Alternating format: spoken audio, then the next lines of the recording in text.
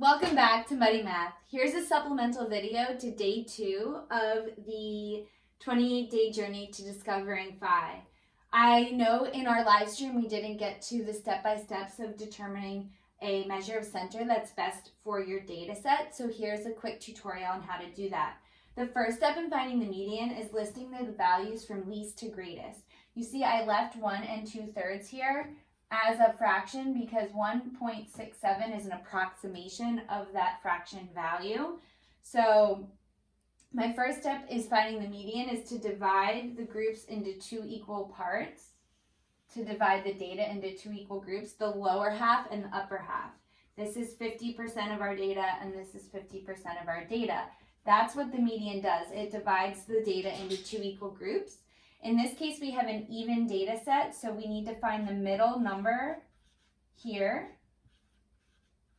And to find the midpoint or the middle number of 2 values, you find their sum and then divide by 2. So 1.618 plus 1.625 divided by 2 is our median, 1.62, about. Okay, now to find the mean, because we want to compare our median and our mean to determine if that is an appropriate measure of center, which one is better.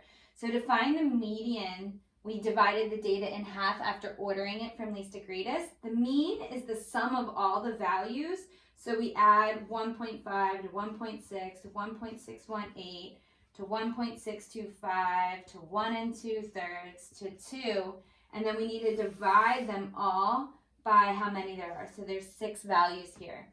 Okay, so the median divides our data into 2 equal groups, and that's just based on order. So the value of the data points is not included.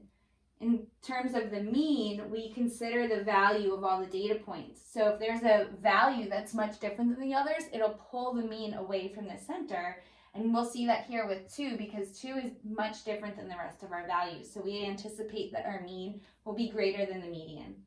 The sum of these values is about 10, and 10 divided by 6 is 1 2/3, which is about 1.66. So you see that our mean is greater than the median because of this value 2, which is much bigger than the rest. So our best measure of center here is the median. The median ignores that great value at the end that's not like the others. Thank you for tuning in. That was just a quick tutorial on finding which measure of center works best for your data. Please stay tuned with the 28-day journey to phi. You're worth it.